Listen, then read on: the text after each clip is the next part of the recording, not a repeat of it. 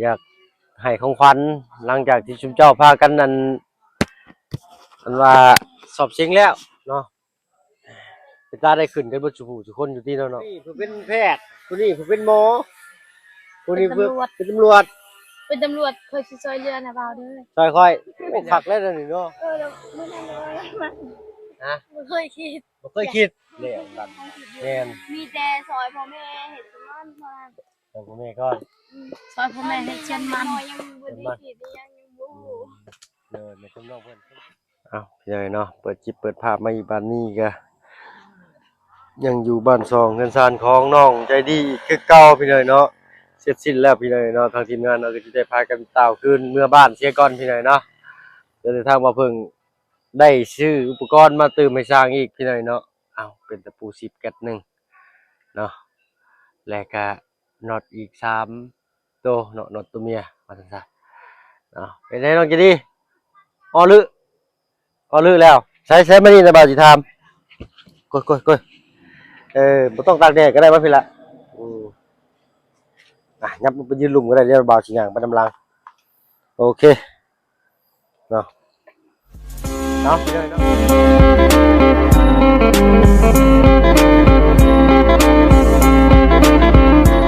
น้องใจดีกับทักทายเด้อพี่น้องเด้อเนาะกับทักทายสบายดีผู้ใหญ่ใจดีและ FC เบิดทุกท่านอีกเช่นเคยเลยเนาะว่าฝั่งไทยฝั่งลาวก็ยินดีต้อนรับเข้าสู่ช่อง YouTube บ่าวเพิ่งเคยหลายคือเก่าเนาะเป็นได้น่ะเซาเรียบร้อยเซาเลยน่ะแต่มันเพ่ได้ยินข่าวไปอาบน้ำคลองบ่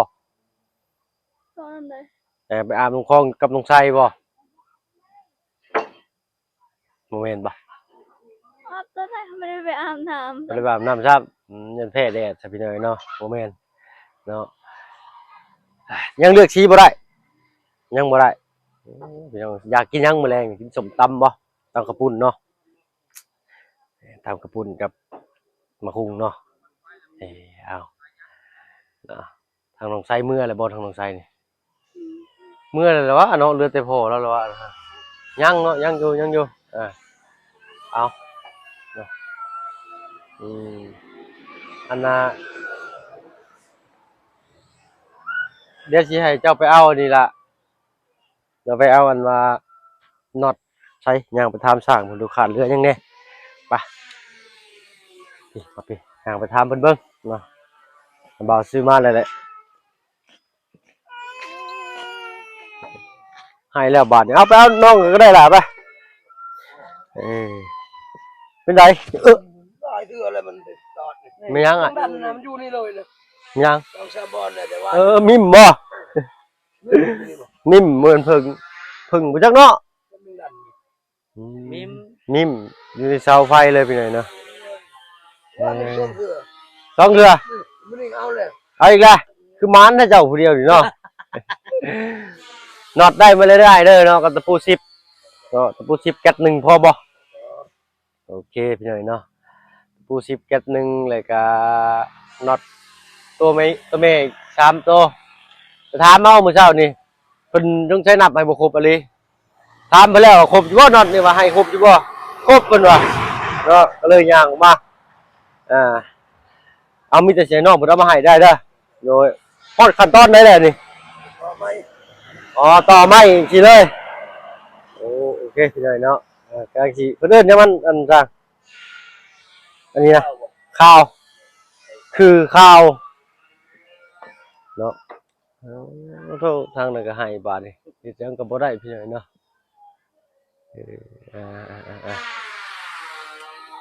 ไปให้น้องแต่งจริงไปเอาขอโทษขออภัยพี่น้องให้น้องใจดีไปเอาอันนั้นก่อนเนาะอุปกรณ์มาให้ทั้งสร้างเพิ่นนั่นว่าสร้างเพิ่นจะเฝ้าใส่โอ้นี่เก็บได้บ่เลยเด้อล่ะเด้อเก็บก่อนเพราะว่าเหยียบไปเหยียบมานี่มันอยากอันนั้นได้เดี๋ยวให้น้องเพิ่นมาเก็บก็ได้เนาะตู้2 สาว3 สาวอยู่ใกล้ๆสิพร้อมหน้าเลยเนาะอับสบายดีเจ้าเดี๋ยวไปอื่นน้องไซเด้อให้เพิ่นแล้วเวียกเพิ่นก็ได้กับน้องอันน้องดาวอนโดยเดี๋ยวบ่าวไปเวียกกับน้องอันนี้ก่อนเบิ่งน้องใจดีพี่น้อยเนาะลงลืมข่อยก็ได้ผู้อยู่ท้ายรถบ่าวไปเอารถกับถุงดำห้อยนี่หน้ารถเด้อเอามาให้สร้างเพิ่น เนาะดีค่ะได้ก้นมาบุญเนาะแล้วล่ะ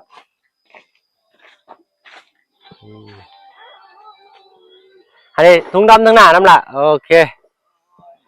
เนาะเอาดิ้งแห้งได้ตัวไหนได้ของดีพิเศษถ้าบ่มีของสิ่งนี้อย่าเพิ่งเปิดเบิ้งต้องให้สร้างเพิ่นเบิ้ง โอ้ยบ่ อันนี้ไปเบิ้งรถ ใช่ค่ะ โอ้บ่เชื่อไปให้ทั้งไอ้สร้างเพิ่นเปิดเบิ้งเนาะ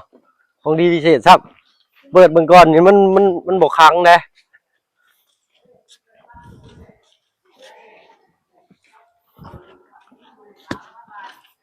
นั่นล่ะพี่น้องเนาะ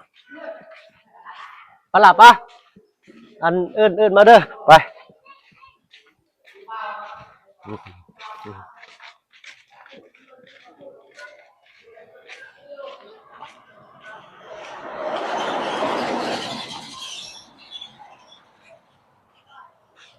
ไปกูเลยเอาให้อ้ายเพิ่นดูไปผู้เสื้อฟ้าเพิ่นก็ได้อึ๊บ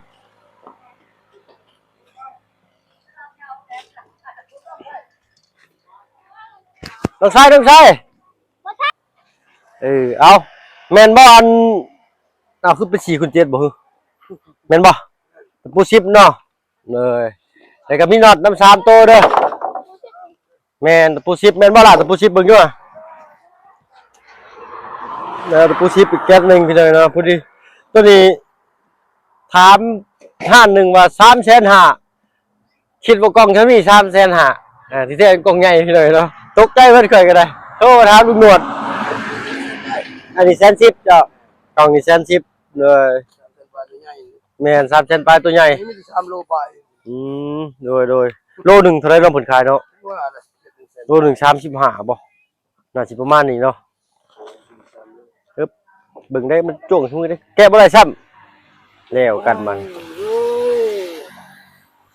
ได้คนนี้ยังแกะบ่ได้เนาะ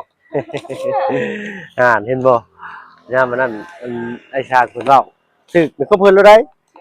มีลูกอยู่บ่อันสร้างแลเจ้าก็ได้เจ้านี่ นี่แหละ ใหญ่เบิดแหละ ยังน้อย โอ้โดยโอ้ เห็นบ่บ่ได้นะ แม่นแน่เนาะพี่น้องเนาะมันบ่หลายปานใด ว่าเป็นเก็ดอยู่ เป็นแก๊สอยู่แต่ว่าได้ประมาณ 2-3 โล ใช้งานบ่ได้ แม่นแน่หน่อยเนาะ โอ้สบู่ไอ้ตัวนั้นเก็ดจับเป็ด เหนื่อย ว่าเก็ด ถือว่ายังอยู่ในเรทที่ว่าน้อยอยู่ได้3แก๊สอยู่เลยเนาะการ3แก๊สก็ประมาณ500บาทต่อตีเป็นเงินไทยก็ได้เนาะใส่น้องๆมันมาครบแล้วไปน้องจะดีเราต้องพากันเก็บกวาดอันนี้ก่อนเก็บกวาดอันนี้ด้วยล่ะเด้อนี่นะเป็นผ้าอันนี้แม่นละเอาไม้ออกเลยครับก็เอาไปให้อ้ายสร้างเพิ่นก็ได้เพราะว่ายันเพิ่นจะกู้จับก้างนี่ขึ้นเอาเบาดิเดี๋ยวจับขึ้นไปนั้นย่อขึ้น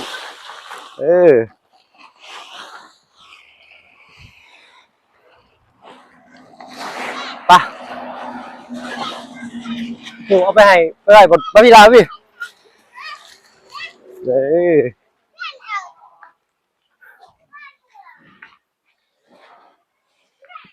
ยันว่าอ้ายเพิ่นจะกลางอ้ายเพิ่นเอาลงเองก็ต้องกลางเองเอาดูหัวมวนเลยเนาะเอายักมาอีกแหละใส่ทั้งน้องๆเพิ่นมาบัดนี้ใส่น้องตะวันไปใส่ล่ะฮ้อนพี่เลยเนาะมาปิดก็ได้ละน้องไส้ยังขาดน้องไส้อีกพี่เลยเนาะเอาบัดนี้ทั้งชี้แจงทั้งน้องจะดีเด้อตอนนี้งบน้ำบาวนี่ยังอยู่6 ล้านกับ100,000เลยเนาะเลยกะทางน้องเลี้ยงเงินเจ้าน้ำบาวเหลืออยู่2 ล้านด้วยล่ะเด้อเนาะผู้ที่เปิดสมทบให้เนาะเลยกะยังมีผู้ใหญ่ใจดีผู้เก่าผู้เดิมเนาะอยู่ซอยน้องใจดีมาตลอดนั่นแหละเนาะพี่น้อยเนาะกะพร้อมหน้าพร้อมตาบ่แม่นเวลาจีฮอยได้พี่น้อยเนาะเป็นเวลาที่ว่าน้องๆเพิ่นพร้อมกันมื้อนี้จักเห็นหรือบ่ตกคลอง กันเด้อเออ บัวจะเป็นบัวสายลุง ขออนุญาตแทรกเข้าบ้านหน่อยหนึงพี่น้อยเนาะพอดีมีทาง เจ้าเราเดี๋ยวถ่ายคลิป พอดีมีทางกันผู้ใหญ่ใจดีเนาะผู้เก่าผู้เดิมที่สมทบบ้านน้องใจดีเลยก็เปิดสมทบบ้านน้องเลี้ยงนั่นแหละเนาะเพิ่นว่าอยาก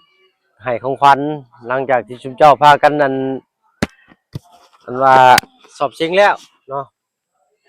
เป็นตาได้ขึ้นกันบ่ทุกผู้ทุกคนอยู่ที่เนาะเนาะ โดย คนเอาเบิ่ง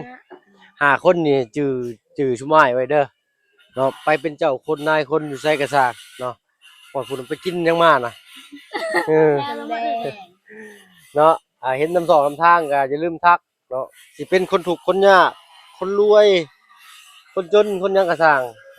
ให้สิจำนำกันไว้เนาะย่างตามถนนหนทางไปก็เห็นน้าบ่าวนี่เนาะคือมาย่างกลางถนนนี่สิก็ทักถามกันได้เนาะบ่ฮู้ได้อนาคตเนาะผู้นี้เพิ่นเป็นตำรวจผู้นี้เพิ่นเป็นแพทย์ผู้นี้เพิ่นเป็นหมอผู้นี้เพิ่นเป็นตำรวจ เป็นตำรวจเคยสิซอยเรือนะบ่าวเด้อ ค่อยๆโอ้คักแล้วนี่เนาะหน้ามันคือโจรนี่หน่อยเนาะน้องใส่เลยอยากซอยเว้าหยอกน้องเพิ่นผู้นี้เด้ทหารถามประเทศได้บ่เด้อหรือว่าเรียนมานี่มีความพันอยู่บ่ว่าอยากเป็นหยังมีเคยคิดอยู่บ่สิจ๊ะน้องดาวอนก่อนก็ได้ผู้ชายอยากเป็นหยัง เราไม่ได้เลยมัน ฮะ ไม่เคยคิด บ่เคยคิดแล้วกันบัด ไม่คิด แล้วคิดว่าได้ ก็คิดจะเป็นแม่ค้าอะไรก็เป็นตำรวจแน่ มันบ่ได้แล้วเนาะมันต้อง เอาแบบใครอยากเป็นตำรวจอ่ะ มันเฮ็ดคู่กันก็ได้เลิกจากค่อย หน้าที่มาอะไรกะมาไล่สดคล้ายก็ได้ได้คือกันเนาะมันอยู่ที่เฮาสิเฮ็ดได้บ่คนนี้เด้เป็นทหารโอ้คือได้แล้วนี่เนาะ เป็นแม่ค้าอะไรอ้าว เป็นทหารเลยก็เป็นแม่ค้าออนไลน์ เป็นทหาร เข้าท่าอยู่ได้ แม่ เนาะ ค้าเนี่ย ตำรวจแม่ค้าทหารแม่ค้าคนนี้เด้ อยากเป็นหมอ อยากเป็นหมอ หมออยากตำรวจจะอยากเป็นอยากตำรวจ โอ้น้องเพิ่น เดี๋ เป็ ย น ว แล้ว มีแต่เป็นหมดเดี๋ยวบ่มีคนช่วยเหลือบ้านเมือง มีคนปัว แม่ ตำรวจตำรวจเจ็บแขนมาสิไปปัวน้ำทหารก็บ่ได้ต้องปัวน้ำหมอเนาะ แม่เคยเป็นหมอเคยเป็นหมอแล้วก็อยากเป็นยูทูบเบอร์ ก็บ่ฮู้เอาแล้วบาดนี้ค่อยต้องสิได้แยกได้สองคนเดี๋ยวนี้ต้องมันจังสิได้สลับกันเลยจังสิได้มีเลยว่าแม่น มีแต่ซอยพ่อแม่เห็นมันมา แต่พ่อแม่ก็ ซอยพ่อแม่เห็นเช่นมันยังบ่ได้คิดยังบ่ฮู้ ในคำน้องเพิ่นคำน้องเพิ่นคิดมีกระถึกตัวน้องเพิ่นถูกปลูกฝังมาแบบนี้พี่เลยเนาะเบิ่งจากแม่เพิ่นพี่เลยเนาะนี่ก็แม่เพิ่นก็เป็นคนซื่อๆเนาะที่ว่าดับบ่จักโทรศัพท์กับเบิ่งกันเด้อขออนุญาตแป๊บนึงเอ้าสิเป็นหยังก็สร้างเขาแค่เป็นคนดีบ่เดือดร้อนบ่ได้แล้วก็ดีใจแหละเด้อน้องเด้อก็กระไรใจกันห่างก็โทรศัพท์นะบ่าวสิตัดไปนะบ่าวสิเอาอันนี้ให้เนาะเป็นเงินจำนวน1ล้านพี่น้องเนาะมอบให้ทางน้องเพิ่นเนาะตามจุดประสงค์ของผู้ใหญ่เพิ่นใช้ไปครัวไปใช้เอาผู้ชายก่อนเนาะถึงได้ผู้ชายต้องเสียสละก่อนเด้อเฮ็ดหยังก็ตามแต่หยิบจับหามนี่ก็สร้างน้องๆมันเป็นผู้หญิงผู้อื่นผู้ไกลมาแนมเห็นเอ้าให้ผู้หญิงเฮ็ดนี่อายเด้อบ่าวว่าอีหลีบ่แม่นสิยิ้มหัวบ่แม่นแนวล้อเล่นเด้อนั่นแหละนี่คือบ่าวบอกเห็นผู้หญิงเฮ็ดหยังก็สร้างต้องผู้ชายก่อนหลักๆว่าเนาะเอ้าถ้าเฮ็ดได้โดยน้องจะดีบาดนี่อันนี้ยังบ่ฮู้อยากเป็นหยังพี่น้อยเนาะก็บ่ตีน้องเพิ่นแหละเนาะเพราะว่าเพิ่นจะมีแต่3แม่ลูกเนาะเอ้าสิเป็นหยังก็สร้างเขาเป็นคนดีโดยเนาะแล้วก็สาวตำรวจแม่ค้าออนไลน์เอาเนาะบ่ต้องหัวควันกันได้เพื่ออนาคตแนมบ่เห็น เอาอย่างหัวแล้วอันเป็นตำรวจซื้อ อ้าวเพื่อมื้อหน้าเรา มันนะซื้อเอาอยากหัวซื้อ อ้าวตำรวจสิมันจะไม่ใช่หัว ตำรวจเรายังหัวเห็นยัง อ้าวตำรวจนี่สมไป ก็ดีแต่เฮายังไหนบ่ใช่ เจ้ายังบ่อยากได้ยินสาวตำรวจเอ้าวเนาะผู้นี้สิเป็นตำรวจกับ อนาคตภายภาคหน้าเพื่อได้อาศัยไฟพึ่งน้องเพิ่นได้พี่น้อยเนาะเพื่อว่าเฮาบ่ฮู้เด้ออนาคตเนาะเฮาถือรางวัลมา7-800ล้านเฮาทำธุรกิจการขนส่งข้ามระหว่างประเทศน้องเพิ่นเป็นจราจรน้องเลี้ยงเอ้ยว่ามื้อนี้อ้ายสิขนของไปเด้ออันเคลียร์ทางให้แน่เนาะจ่ายค่าน้ำค่าไฟแม่นแล้ววะ เลย อันเรื่องนี้ต้องถามน้องไส้พี่น้อยเนาะเพราะว่าพ่อน้องเพิ่นมีเฮ็ดเวียกแบบนี้เนาะเพิ่นเฮ็ดสุจริตนั่นแหละพี่น้อยเนาะแต่หมายถึงว่าน้องพ่อเพิ่นก็เฮ็ดค้าขายนำหั่นน่ะเนาะประมาณนั้นพี่น้อยเนาะน้องไส้เพิ่นสิฮู้ดีแต่ว่าน้องไส้เพิ่นจะเป็นแพทย์เพื่อได้ปัวน้องดาวอนเนาะเพื่อได้ปัวน้องเจดีขุดมันอยู่บัดเสียมชับมือสินะเนาะอันนี้เว้าแท้สมมุติว่า อันน้องเลี้ยงซะกำลังฝึกซ้อมการยิงปอกยิงปืนอยู่ย่างไปเผาล้มภูเขาถลอกได้เอายาอันเช็ดแผลให้เนาะ ยังเป็นทหารเนี่ย เขาใส่อะไรกินนี่เฮานี่เนาะใส่ อุ้ยอันนั้นแม่ไว้จัดตัวนั้น อันนี้ทหารข่อยนั่งบังทหารจักคือจังเนาะโอ้เราหุ่นเราคือได้ คือในทหารคือในทหารใช้ชุดสีขาวนี่ค่อยคือ แต่ก็ถ้าอยากเห็นเด้อน้องเพิ่นนี่สิหุ่นสิได้พิมพ์เข้าไปเบิ่งทหารรัสเซียเนาะผู้หญิง มีแต่ผู้หญิง แม่นผู้หญิงงามๆเลยหน้าตาคมๆนี่เป็นทหารเพิ่นเป็นผู้หญิงเพิ่นก็เป็นทหารได้ ทหารเนี่ย แม่นพิมพ์เข้าไปเบิ่งโลดโทรศัพท์นี่เฮาอยากฮู้จังว่าพิมพ์เข้าไปเบิ่งเจ้าอยากเก่งเจ้าก็เรียนจากโทรศัพท์ได้เจ้าอยากนอนเว้นเจ้าก็เปิดเพลงได้นะเลือกเอาน้องเว้ากันไล่ใจกันห่างสาวทหารปกป้องประชาชนด้วยนี่ไปน้องเพิ่นยังถ่ายคลิปอยู่นี่เด้น้องเลี้ยงเพิ่นถ่ายคลิปอยู่เด้อ ไม่ได้หรอกไม่ได้รัดมือไม่ได้รัดมือรัดอันตราย เอาเนาะพอน้องไก่พี่หน่อยเนาะเอาดิสาวทหารขอโทษขออภัยคัดจังหวะหน่อยหนึงพี่หน่อยเนาะแต่ว่ามาจะว่าจ้าได้บ่สุภาพก็กราบขอโทษขออภัยนำเวลาพี่หน่อยเนาะเอาไปมีรู้สึกว่าตัวเองภูมิใจในสิ่งที่ตัวเองอยากเป็นบ่มีความคิดเจ้าของเนาะ ภูมิใจเพราะว่าสิได้ช่วยประชาชนแน่ เนาะเอาถึงดีได้ที่เฮายังคิดแบบนี้แต่ว่าเฮาสิเฮ็ดได้หรือเฮ็ดบ่ได้ก็สร้างขอให้เฮามีความคิดเนาะ คือคอยเป็นแพทย์แต่ก่อนไม่ถูกก็คือสิบ่เสียได้ คือเก่าล่ะไอ้ฮอดมื้อฮอดยามเพิ่นเนาะเพิ่นถืออายุมาส่ำนั้น บ่ แต่อย่างน้อยก็ยังดียังได้รักษาเนาะเอาเงินทั้งหมดนี้ก็บ่แม่นของน้าบ่าวเองเด้อมีแต่เพิ่นผู้แหละนั่งเบิ่งเจ้าอยู่เนาะมีแต่ตั้งมุกตั้งใจขอบมุกขอบใจทางผู้ใหญ่เพิ่นเนาะเพิ่นเป็นคนลาวอยู่ฝั่งต่างประเทศเนาะเพิ่นครอบครัวพามีมูลแสวงเด้อ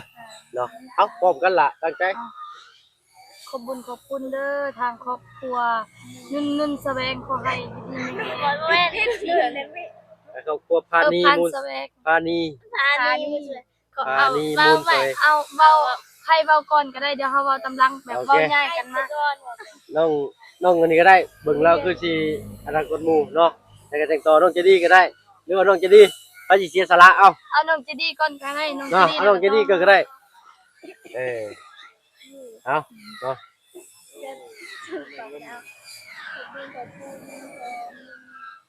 ครอบครัวพานีมูลแสวง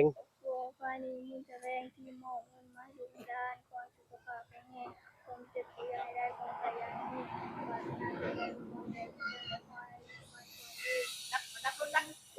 ตุเนาะเอาเพื่อมันเป็นการบ่เสียเวลากะเว้าพร้อมกันเนาะเอา1 2 ขอบคุณครอบครัวพานีมูลแสวงพานีมูลแสวง พานีมูลแสวง ที่ส่งเงินมาให้ลูกให้หลานขอให้สุขภาพแข็งแรงความเจ็บไม่ได้ความใครยังมีปรารถนาสิ่งใดขอให้ได้สิ่งนั้นเฮ็ดสิ่งอย่างขอให้มุ่งมั่นนอนรับขอให้ได้เงินมือตื่นมาขอให้ได้เงินแสนขอให้ครอบครัวมีแต่ความสุขความเจริญ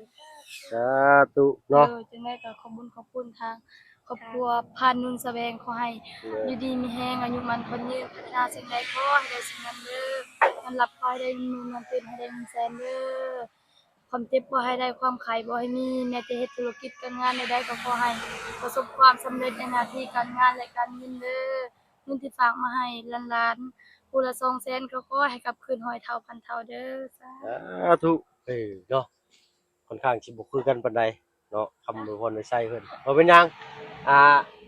เฮาสิเป็นคือกันเบิดก็บ่ได้เนาะเพราะว่าผู้นี้ก็ยังอยากเป็นตำรวจผู้นี้ก็ยังอยากเป็นหมอผู้นี้ก็ยังอยากเป็นทหารแต่แหละมันบ่แปลกมันบ่เป็นหยังดีเบิดเนาะการที่เฮาบ่คือกันมันก็ดีเนาะแต่เฮาคิดดีคือกันมันดีอ้าวทางระบ่าวก็เว้าหลายอย่าห่างพี่น้อยเนาะขอตัวลำลาก่อนเนาะที่ว่าดับเกือบดับเอาไปตั้งใจเด้อน้องๆไประบ่าวไปทางอื่นก่อน ได้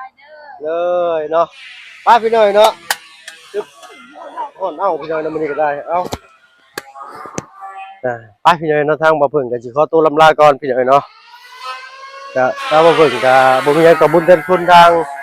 อ้ายเพิ่นพี่น้อยเนาะก็ขอขอบคุณขอบคุณมีแต่คำเว้าคำจาและคำอวยพรได้ใส่ขอขอบคุณขอบใจทางพระครอบครัวภายในมูลแสวงเด้อเนาะความเจ็บได้ความไข่อย่าสิมีให้บ่ให้พลาดม่านบ่ให้เบียดอัตราสิ่งใดก็ให้ได้สิ่งนั้นสมดังมโนนึกได้เด้อเนาะที่สำคัญก็สุขภาพร่างกายแข็งแรงตลอดปีตลอดไปสำหรับที่นี้ถ้ามาถึงขอตัวลำลาแล้วพี่น้อยเนาะสบายดีเจ้า